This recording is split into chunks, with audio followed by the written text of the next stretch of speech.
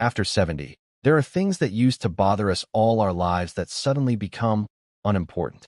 Not because we are indifferent or give up, but because we have gone through enough ups and downs to understand what is truly worth our time, energy, and peace of mind.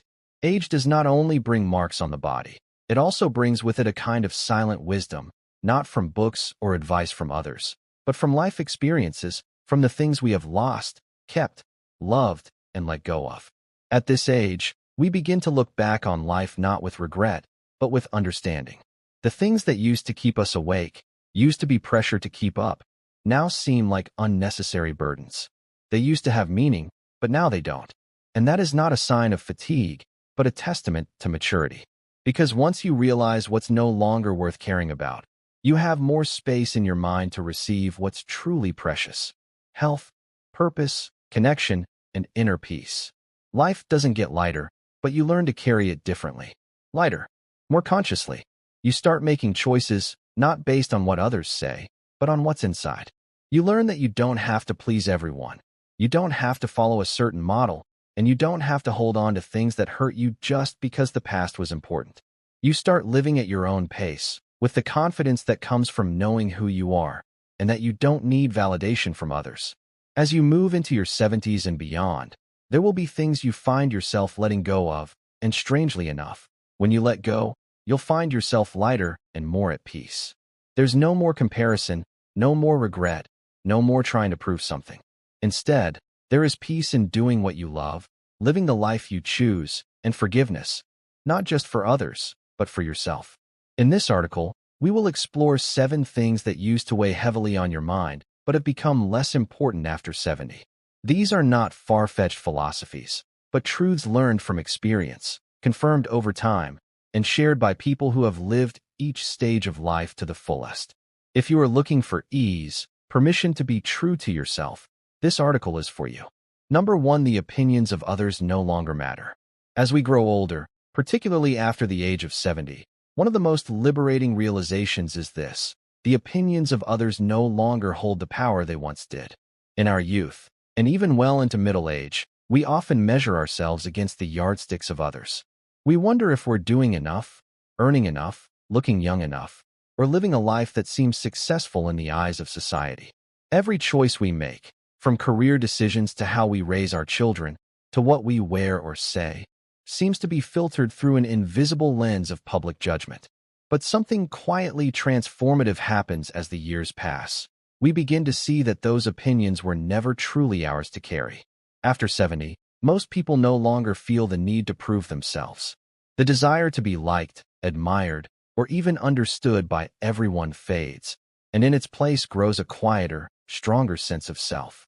You realize that no matter what you do, someone will always have an opinion, and it's often more a reflection of their own beliefs, fears, or limitations than of who you really are. You stop chasing approval. You stop explaining your choices. You stop editing yourself just to fit in. There is immense freedom in no longer needing to be anything other than who you are.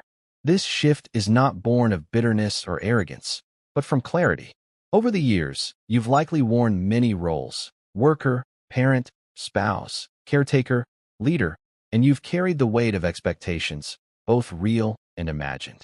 But now, in this later chapter of life, you begin to shed those roles and expectations, and what's left is something closer to your truest self.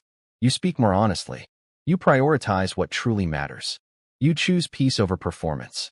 Ironically, the less you care about impressing others, the more you attract genuine respect. People begin to see the calm confidence that comes from a life well lived, not perfect, but authentic. You no longer seek validation because you already know your worth. You've survived heartaches, disappointments, and detours. You've loved and lost. You've laughed until you cried, and cried until there was nothing left to cry about. And somehow, you're still here, wiser, stronger, and more at ease in your own skin. Letting go of the need to please everyone doesn't mean you become indifferent or selfish. In fact, you may become more compassionate, more understanding of others' struggles, precisely because you've stopped judging yourself so harshly. When you stop living for other people's expectations, you create space to live more intentionally, more joyfully. You spend your time with those who matter. You engage in what truly fulfills you. You listen to your inner voice and trust it. This, perhaps, is one of the greatest gifts of aging, the ability to walk your own path without apology. You no longer ask, "What will they think?" Instead, you ask, "What do I need?" Or "What brings me peace?" That question becomes your compass. And in following it, you begin to live more fully than ever before. So yes, after 70, the opinions of others no longer matter the way they used to. And in letting go of that invisible burden, you find something far more valuable: the freedom to be fully, unapologetically, beautifully yourself. Number 2, the freedom of letting go of trends.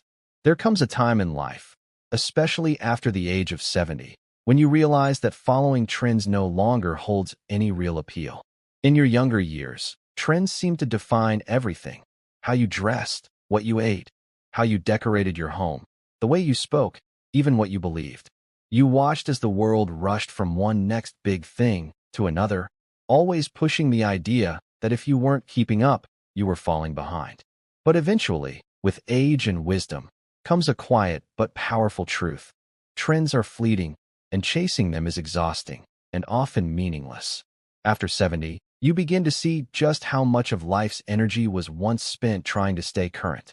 The latest fashion, the most popular diet, the new gadget, the trending lifestyle philosophy, all of them passed through your life like waves.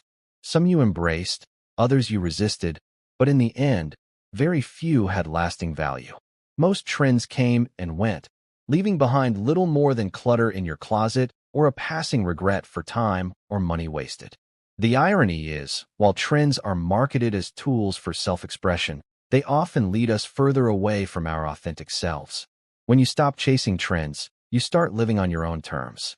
You are what's comfortable and feels like you, not what's featured in magazines or worn by influencers half your age. You decorate your home in a way that soothes your spirit, not to impress guests or post on social media. You cook the foods you enjoy, in ways that remind you of family traditions and personal taste, not what's currently being promoted as superfoods. You stop following fads and start following your own rhythm. Letting go of trends doesn't mean you become outdated or disconnected from the world. In fact, it often means the opposite. You become more rooted in what is real, in what has stood the test of time. You begin to value depth over novelty, substance over style. You listen more to your inner wisdom than to the noise of the crowd. You no longer feel the pressure to constantly reinvent yourself just to fit into a mold created by others. This doesn't mean you reject everything new. If something modern genuinely adds value to your life, you welcome it, but with discernment. You choose what aligns with your values and brings you joy, not just what's in. You learn that it's perfectly fine to be out of touch with some things, as long as you're deeply in touch with what matters most to you. There's also a surprising beauty in living simply, apart from the race to stay trendy.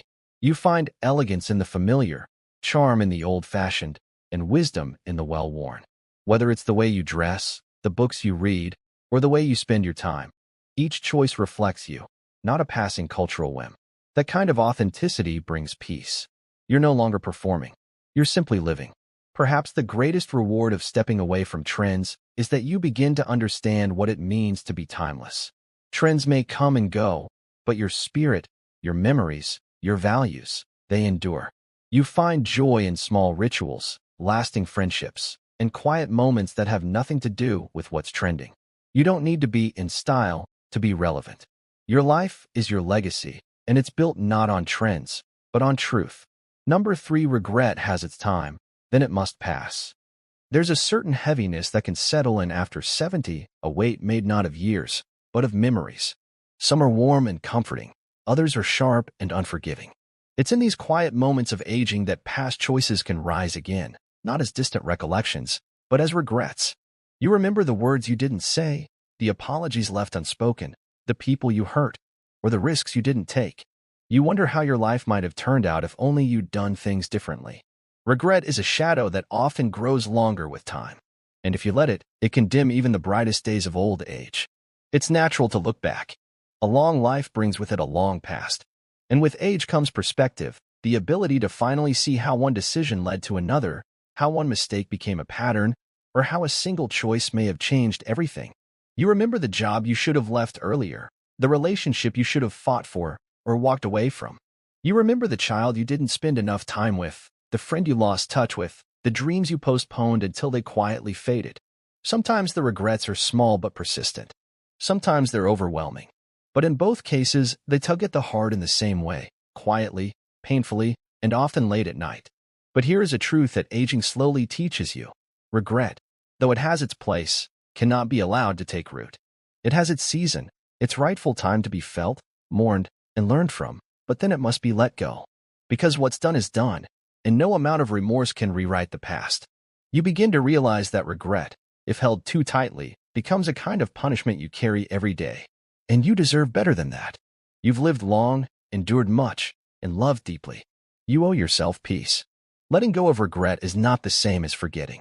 It's not pretending that everything was perfect or that your choices didn't matter. It's about acknowledging your mistakes, feeling their weight, and then choosing not to be defined by them. It's about understanding that you were doing the best you could at the time, with the knowledge, strength, and limitations you had.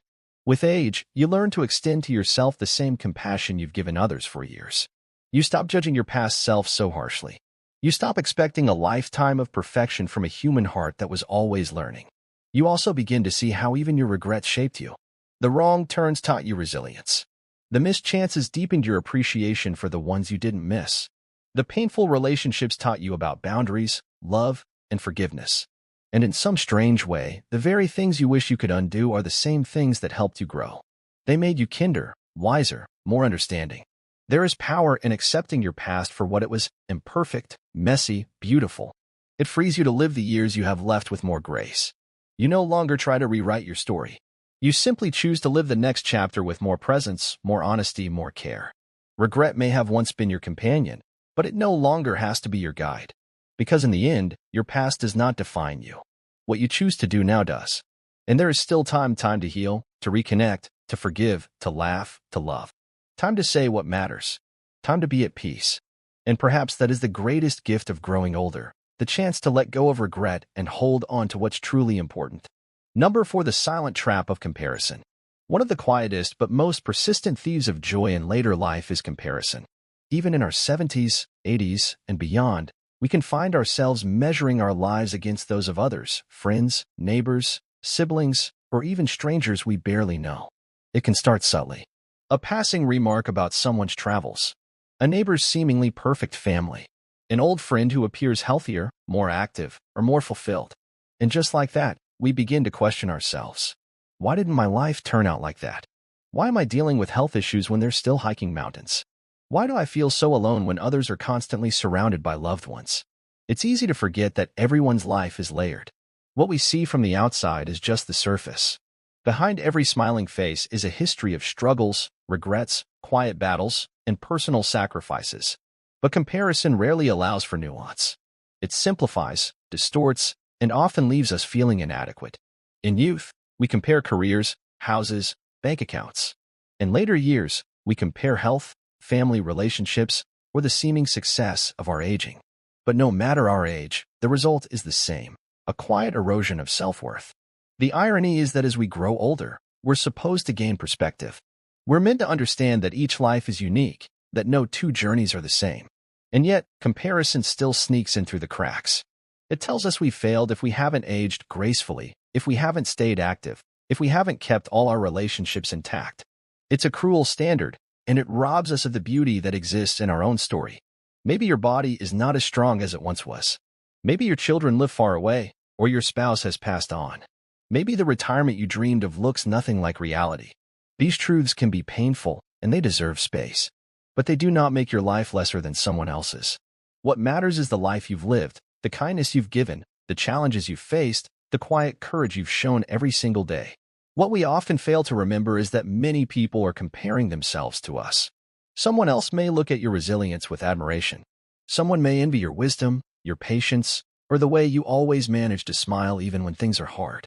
We never really know who sees us as a role model while we're busy measuring our worth against others.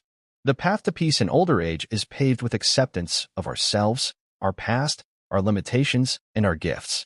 It's about choosing to be gentle with who we are today and honoring the version of ourselves that got us this far. Comparison blinds us to our blessings. Gratitude helps us see them clearly. You are not here to match someone else's journey. You are here to live yours fully, deeply, and honestly. You've already overcome more than most people will ever know. You've made sacrifices no one else saw. You've experienced joy and grief in your own way. That deserves to be celebrated, not diminished by comparison. So if you find yourself falling into that trap, comparing your path to someone else's, pause. Breathe. Remind yourself that your life is not a competition or a checklist. It's a story, and it's still being written. And in the quiet strength of your own journey, there is more beauty than any comparison could ever measure. Number 5, when the body whispers, and we don't listen. There comes a point in life, often later than we expect, when our bodies start to whisper. At first, it's subtle, a slight ache here, a little fatigue there. But because we spent much of our lives pushing through discomfort, we tend not to listen. We dismiss the signs. I'm just tired today. It's nothing. I'll be fine tomorrow. For decades, we've been conditioned to believe that strength means pushing through pain, ignoring the limits, and proving we're still capable. But as we age, that mindset can quietly become dangerous. Many older adults continue to push their bodies as if they haven't changed. They try to keep up with the same routines they followed in their 40s or 50s, long walks without breaks, lifting heavy groceries, gardening for hours without stretching, or even doing strenuous workouts because they don't want to be seen as slowing down. And while it's true that staying active is crucial for healthy aging, there's a delicate line between staying active and overexerting. The body in its 70s or 80s doesn't heal like it used to. Recovery takes longer. Joints are more fragile. Bones less dense. One wrong move can lead to weeks, sometimes months, of pain or immobility. What's more troubling is the pressure many feel to appear young. It's not just internal, it's social. The glorification of active aging sometimes becomes a double-edged sword. Yes, it's wonderful to see vibrant older adults dancing, hiking, or cycling, but that doesn't mean everyone must do the same to feel valid. The truth is, there's no shame in modifying movements, taking breaks, or saying no. True strength lies in knowing when to pause, when to ask for help, and when to honor your body's quiet signals. Pushing ourselves beyond our limits often stems from fear, the fear of decline, of becoming dependent, of feeling useless. But ironically, by ignoring those boundaries, we may accelerate the very things we're afraid of. Overexertion can lead to falls, fractures, chronic fatigue, and a cascade of complications that could have been prevented with more mindful care. There's also a mental burden that comes with pushing too hard. We feel frustrated when our bodies don't respond the way they used to. We feel disappointed when we can't keep up. This disappointment can turn inward and become self-blame. I've let myself go. I'm not strong anymore. But aging isn't a failure. It's a natural evolution. Just as we adapt our homes, our wardrobes, and our schedules with time, we must also adapt our expectations of our physical selves. Learning to live within our limits isn't weakness, it's wisdom. It's understanding that rest is productive, that gentler movements can still be powerful, and that listening to your body is a form of respect. Gentle stretching, short walks, tai chi, water exercises, these may not look impressive on the outside, but they can be deeply healing on the inside. You've carried your body through decades of life, through joy, grief, hard work, and countless quiet victories. It deserves care, not punishment. It deserves compassion, not comparison. And you deserve to feel safe and supported in the body you live in now. So the next time your body whispers, don't wait for it to scream. Slow down. Breathe. Stretch. Rest. There's no race to win, no standard to meet. There is only this moment, and the precious gift of living it fully, gently, honestly, and with grace. Number 6, the silent weight of resentment. As the years go by, we begin to realize that some of the heaviest burdens we carry aren't physical at all. They're the quiet, invisible ones, the unspoken grudges, the unresolved anger, the lingering bitterness toward those who wronged us, whether recently or long ago.